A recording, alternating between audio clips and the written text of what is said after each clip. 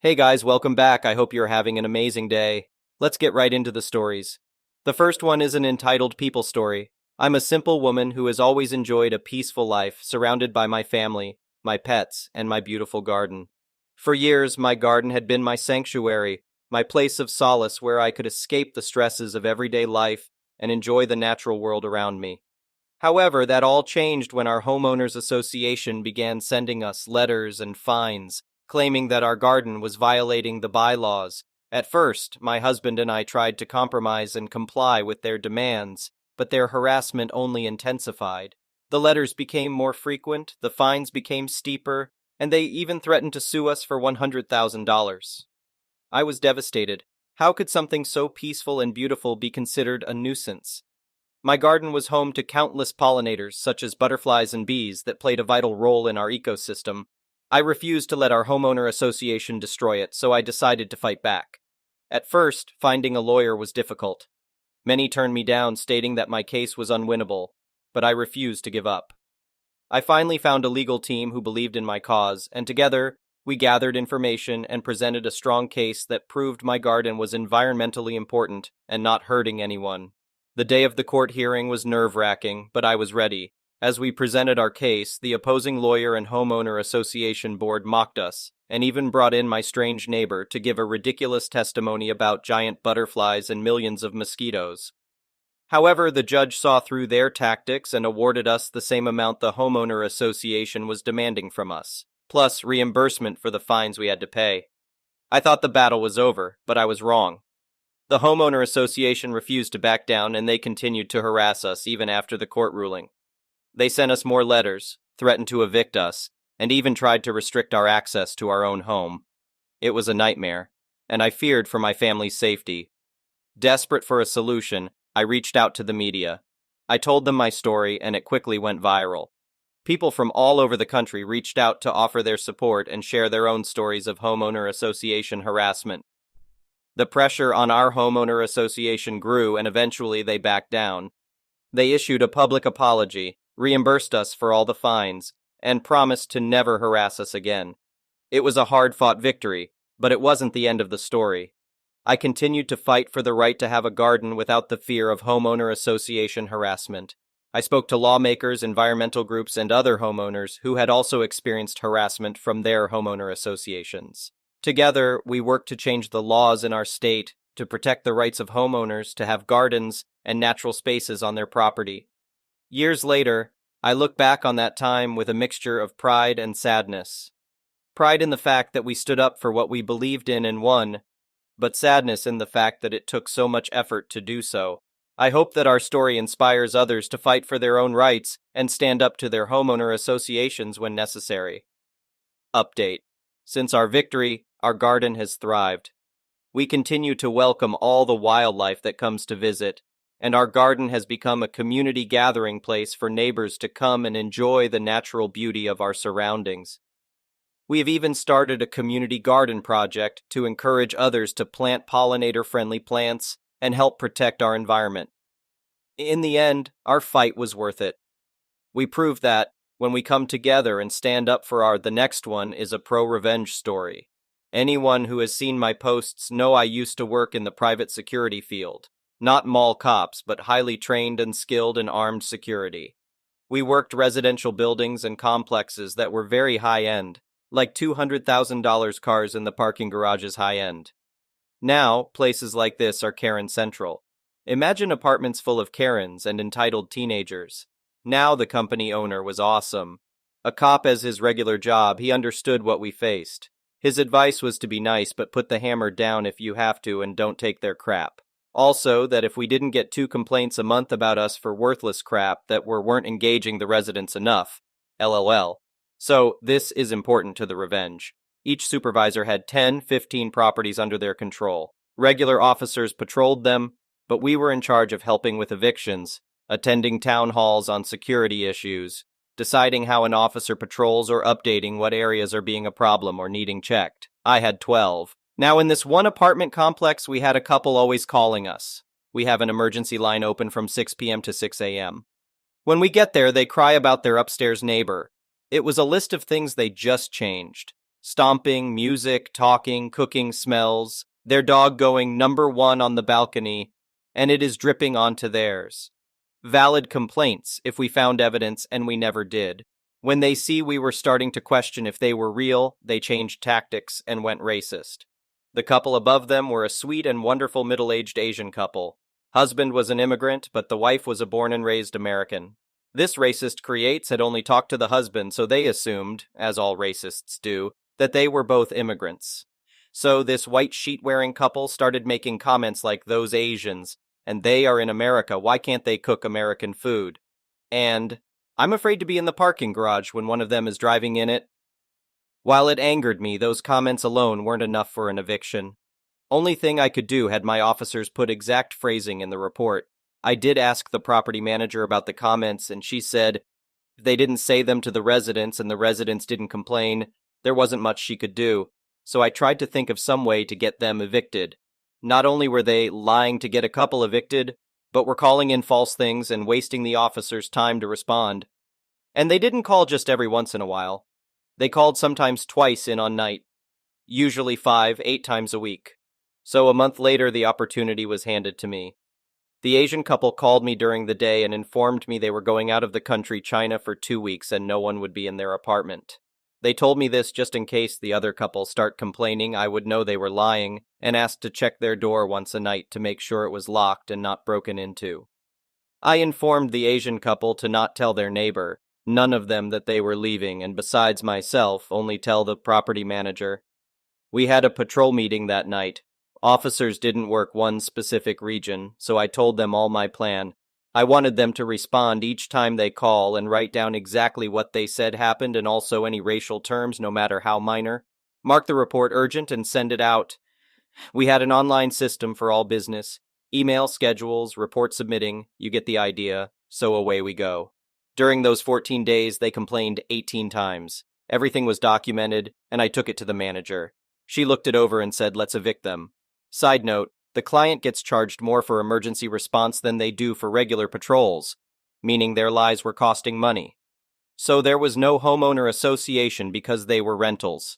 In this situation, myself, the property manager, and the tenants sit down at a table. The charges for eviction or read. If the eviction of security related, then I say what violations have been broken, etc. Not opinions, just facts based on the reports which the tenants get a copy of. Then the tenants have a right to speak and ask questions. The property manager then decides what happens next. Do they stay or do they go?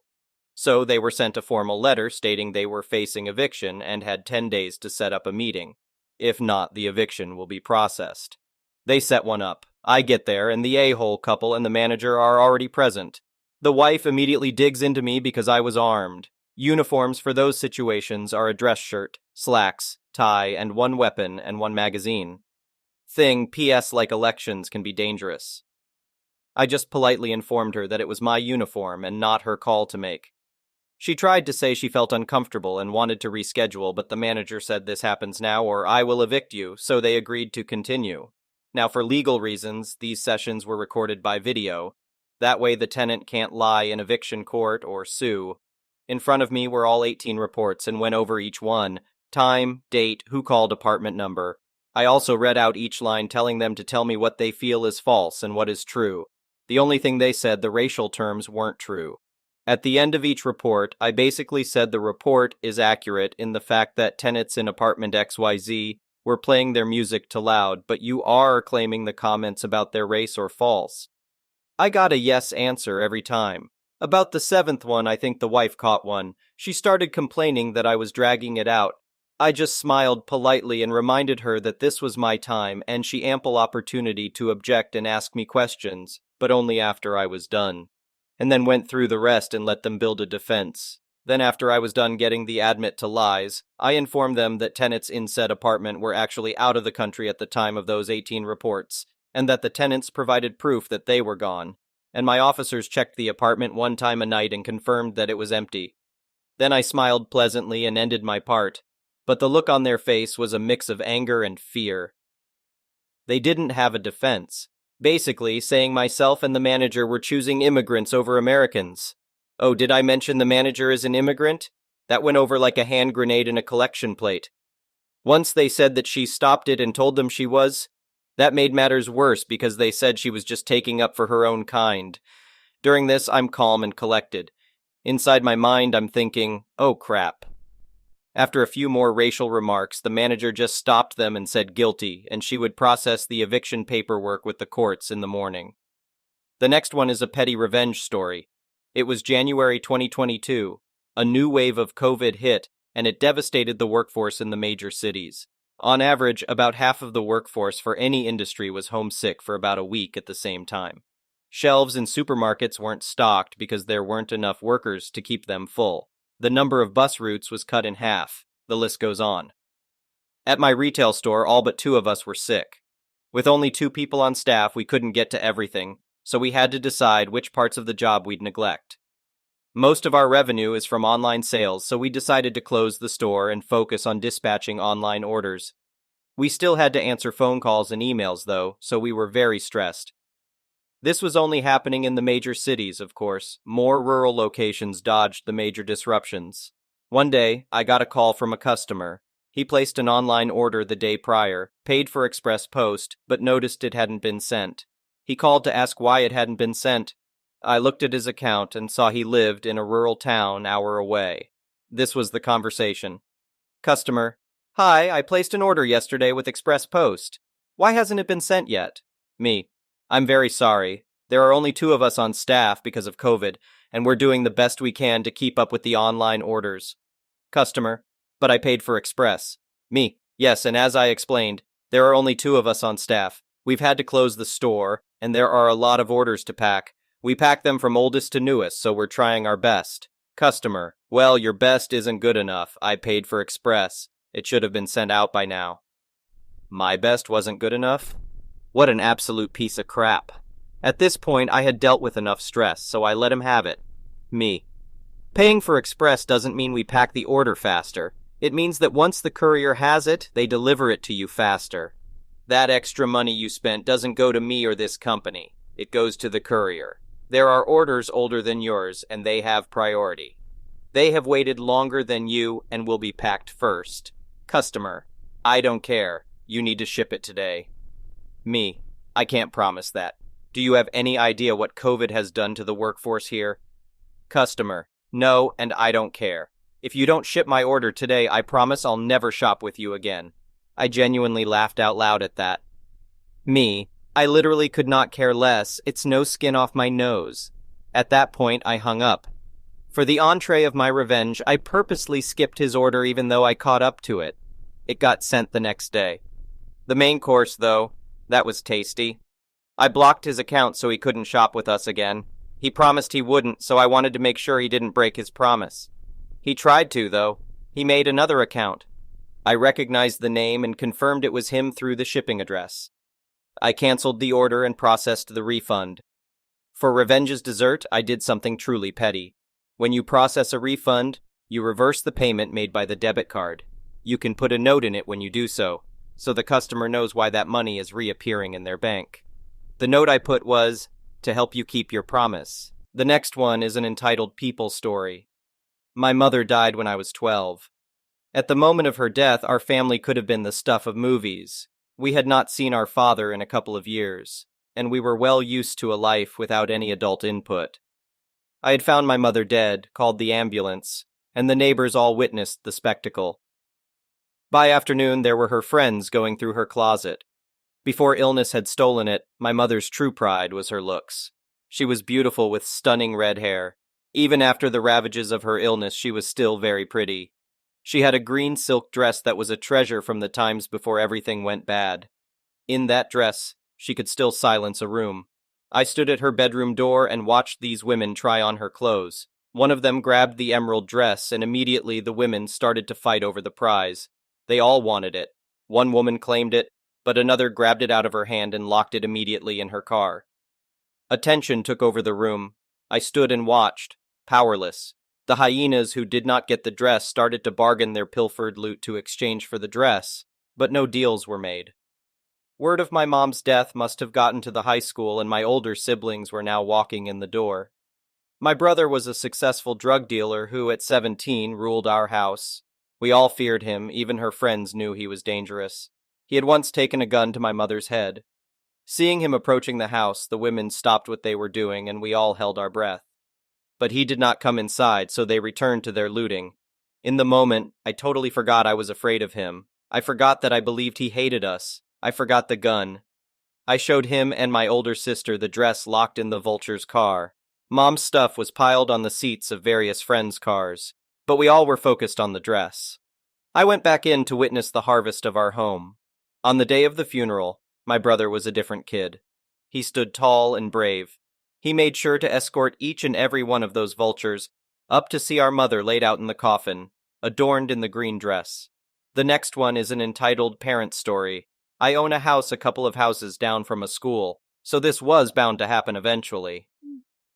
When it's time for the kids to go home, my street is lined bumper to bumper with parents picking up their kids. The sidewalks are full of families who walk all the way to their cars. I often have to pick up balloons, snack packaging, old homework worksheets, and general garbage that the kids drop. If you're trying to get home around the time school lets out, there's no way you're going to be able to get there before the blockade the parents make is gone. This has been a problem for the few years we've lived here. There are two places the kids let out. My street, which is a small cul-de-sac with the school at the top, and a main road that's open all the way down to a baseball park with a wider road to allow street parking and two-way driving. Obviously, if you can't find parking, the tiny residential road isn't the way to go. There are 3 cars at my home. My car, my roommate's car, and my husband's utility van, which he parks on the road to avoid blocking our roommate since she's frequently in and out. Fridays, today, I work from home. So when I finished work, I poked my head out the window to look at my fruit tree near my driveway. It's spring and I keep excitedly looking for blooms, and I noticed a big white Buick SUV in the middle of my driveway blocking both spots for my car, which my husband was using since I was home, and my roommate's spot. Honestly, why would you park in somebody's driveway? So on top of these entitled parents blocking up our small residential road, this person decided to take up a private residence's driveway. I got on the phone with the non-emergency police line and took pictures of the vehicle and plate. Then I got my husband's keys and backed his vehicle up to block the SUV into my driveway, and I waited. 15 minutes later, the mom, bug-eye sunglasses, big old diamonds on her jewelry, and wearing athleisure, came around to hop in the driver's seat and smiled and waved at me sitting on my steps. Honestly, she probably thought I was the homeowner's kid or something because I'm in my early 20s rather than the homeowner. EM. Hi. Hope you don't mind. Me. You're trespassing. Why would you park in a private driveway? EM. Sorry, won't do it again. We were just leaving. She was being really dismissive and avoiding eye contact despite taking the sunglasses off. Me. I don't care. You have no right to park on my property. I'm on the phone with the police. EM. It was just for a second. I was just picking up my daughter. Me. It doesn't matter. You don't live here. You don't park here. At this point, I realized the non-emergency police weren't going to pick up, so I hung up and decided to mess with her a bit. She got in her SUV and dismissively waved at me, so I got in my vehicle that was blocking her in and waited, pretending to still be on the phone. She starts trying to back out of my driveway because there was a little bit of a gap between my utility van and my neighbor's car, but it was definitely too small for this Buick. I would like to point out that this vehicle has a scuffed front bumper, so I had a feeling she had no spatial awareness outside of her backup camera. Every time she backed up, I honked, still pretending to be on the phone. She tried again, I honked again. She looked at my grass, and I was about to start recording her in case she tried to go through my front yard. I honked again. If she kept trying to back out and hit my big-ass utility van, she would certainly lose. She gets out of her SUV and comes up to my van, recognizing she can't do anything without making it far worse for herself. Her face was visibly patchy from the distress, and she asked again, EM, are you really calling the police? Me. Yes, you're illegally parked on my private property. That's illegal. I don't care if it's for 5 seconds. Don't ducking do it. You don't live here. Her kid got out of the car, and I decided that was enough, so I waited for her to get back in her SUV, and I parked my van back in its rightful spot and let her out. After that, I called the school and gave them the license plate number. Nothing will probably come of it, but I don't think she'll park in someone's driveway again anytime soon. I'll take the a-hole points because there's a child involved, but you shouldn't put your child in situations like this anyway. The next one is an entitled parent's story. My town has 3 parks. One is small and used to have picnic tables. The second one is fairly bigger and had tennis and basketball courts, but the third one is the biggest and most beautiful one. It has a huge lake with docks for fishing, hiking trails, 2 big beautiful buildings that have been used for a variety of parties and celebrations, and next to that a large playground. An old man started going to the playground and sitting at one of the picnic tables that was under a roof, along with other picnic tables. He would have a sad smile on his face as he watched the kids laughing and having a good time. Unfortunately, some parents became uncomfortable and wanted him to leave. One called the cops, and the cops told them they couldn't do anything since it was a park that was open to everyone. Well, they started posting it online to a local group telling everyone to watch out for this poor man who must be a kidnapping pedophile. They started harassing him to leave. He went to his car and just decided to sit there and keep watching. One parent and I got really angry at the gossip and entitlement going on there and went to go see him. He said that he lost his only grandchild to cancer earlier that year, and his wife died of a broken heart a month later. He was seriously depressed. His son became concerned about him and begged him to come and stay with him and his pregnant wife. So that's what he did. Both his son and daughter-in-law worked during the day and were home by 5 p.m. He didn't have anything to do, so he went exploring and came upon the big park. His mood lifted considerably watching the children and enjoyed hearing their laughter. It brought back fond memories of his grandson being that age and having fun before getting really sick. We urged him out of the car and back to the picnic table, while the other parent went to go tell the others the true story and apparently got into a huge argument about just who is allowed at the park. I told the elderly man of my 2 kids and how he had every right to be there. I had an idea and told the other parent when he came shaking his head at the stupidity of other people thinking that they can say who is and isn't allowed at a public park. I told him to call all of his friends who didn't have kids, and I would call all of mine, and we would all sit there and watch the kids. Well, he decided to also call his grandma, who had recently lost her husband to a massive heart attack, and was grieving as well. About 20 minutes later, they all arrived, and the tension in the other entitled parents went up. The guy introduced his grandma to the old man, and they became like young teenagers, discovering love for the first time. She would whisper something to him, and he would blush and laugh. Then he would whisper something to her, and she would blush and giggle. It was endearing to watch. Time got away from all of us, and the man's son went looking for him and found him surrounded by people. He had been encouraging his dad to find something to do until they could get home. He was happy that he found and made a lot of friends. All of us took turns picking him up and soon the old grandma as well to take with us on outings. The old man got married to the old grandma, and they spent a blissful 10 years with each other before dying within a few days of each other. Thank you for watching. I would really appreciate it if you could like the video and subscribe to our channel if you haven't already. We'll see you again tomorrow.